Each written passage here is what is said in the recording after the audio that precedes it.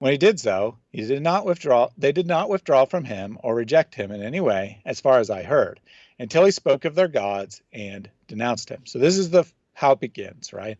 Muhammad decides I'm a prophet. Waraka or Khadijah or whoever convinced him that he's a prophet. He starts going out and peacefully preaching his message, peacefully talking about his revelations. Mm. And no one really had a problem with him, according to their sources, right? Perfectly fine. He's keeping good social relationship. Al-Tabari continues. After this, the situation deteriorated. Hostility became more bitter, and people withdrew from one another and showed open hatred to one another. Then the Quraysh incited one another against those in their various clans who had become companions of the messenger of God and had accepted Islam with him. So people start some small number of people, keep in mind it's not a lot at this point, but some small number of people accept Muhammad's message and start following him. And does peace and harmony spread through the land? No, they start being Mm. vicious with the Quraysh who are not accepting Muhammad as a prophet. They start breaking good social relations. They start sowing strife in their community. This is like a And literal application of the words of Jesus. Like, there will be strife between brother and brother. But mhm. I think that's more, there will be disagreements in the sense that you will adopt a set of moral values that others will disagree with. But Muhammad actually took it to the point of violence and aggression and outright ridicule, which is, it's almost like this extreme and inverted application of the Gospels, in a sense. Indeed, indeed. And to be clear, right, if Muhammad is teaching a true message and people are rejecting it, there will be strife between them. Uh, this is just the start, right? Right here, you could easily, as a Muslim, say, yes, he broke social relationships, but he did so for the sake of the truth. However, notice how the people describe Muhammad. So they, being the Quraysh who are rejecting Muhammad as a prophet, say, we have never seen the like of which we have endured from this man. He has derided our traditional values, abused our forefathers, reviled our religion, caused division amongst us, and insulted our gods. We have endured a great deal from him, or they said some words to that effect. Now, isn't that what Muslims are always telling us that we're doing? Aren't they always telling us that we're reviling their religion, we're abusing their forefathers, we're insulting their God? Mm-hmm. Apparently it's okay if Muhammad does it. So why are they complaining when we do it? Yeah, yeah. It's Yeah. I mean, also Muslims seem to. The thing is, they have millions of hadith, 99% of which they reject.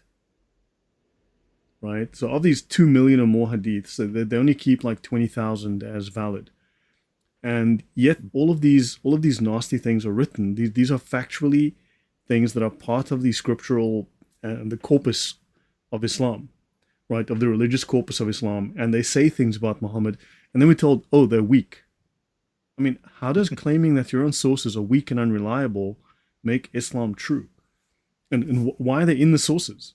Why didn't they say, Mhm. look, these are unreliable, these are rejected, these are absolutely, we shouldn't even be using them? I mean, you know, and say sorry, but this is not part of our corpus. But yet these are written by Muslims, written by Mhm. proper Muslims, written by proper scholars, written by respected, revered members of the Islamic intellectual and religious community. And it just doesn't make sense.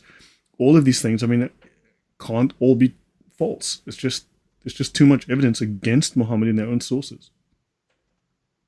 Indeed, indeed. Yeah, they'll tell us that, we don't follow the history of Al-Tabari. We don't follow Ibn Ishaq.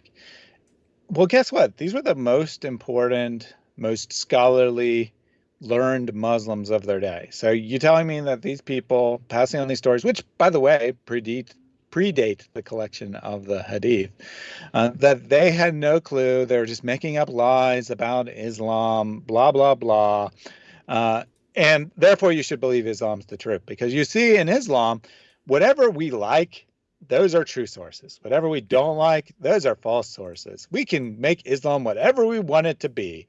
All hail Islam, I guess. yeah, yeah. Next slide. So that's the first one, right? Yep. So that's the first one. not so bad, right? We would maybe expect that a true prophet would cause some strife in society. What about being an honest trader? So this is now the second stage of Muhammad's prophethood. After he's been going around Mecca preaching his message for a dozen years, 20 years, whatever number exactly, the sources vary a little bit on that. He's got a handful of followers, maybe like 20 followers in total after all that time. Not very many people find his message appealing. Life of Muhammad. The apostle had not been given permission to fight or allowed to shed blood before the Kaaba. He had simply been ordered to call men to God and to endure insult and forgive the ignorant. The first verses which sent down on this subject, from which I have heard from Uwa ibn al-Zubair and other learned persons. Permission is given to those who fight because they have been wronged. So this early stage, right, this very early stage, Muhammad just has to endure all the insults, all the things that are said about him. Then the second stage, he's given permission to fight back. Conveniently, right when he had enough followers to be able to do so, his God, or whatever he's serving, gives him permission to start fighting defensively. I'm going to put defensively in quotes here because we see how he fights defensively. Actually, Good. It says in the Sirat that when Allah gave permission to his apostle to fight, the second oath of allegiance at Aqaba. So Muslims always quote the very first oath of Aqaba, or the very first oath, but the second oath is more important. And this contained conditions involving war, which were not in the first act of loyalty. Muhammad's followers bound themselves to war against all and sundry for Allah and Muhammad, and he promised them for faithful service the reward of paradise. So he offered them death. Paradise for death. That's what Muhammad offered them. So this is in the second oath at Aqaba, as opposed to the first one. So Muslims, they love to talk about the first one. The second one they tend to overlook. So bear that in mind. Yeah.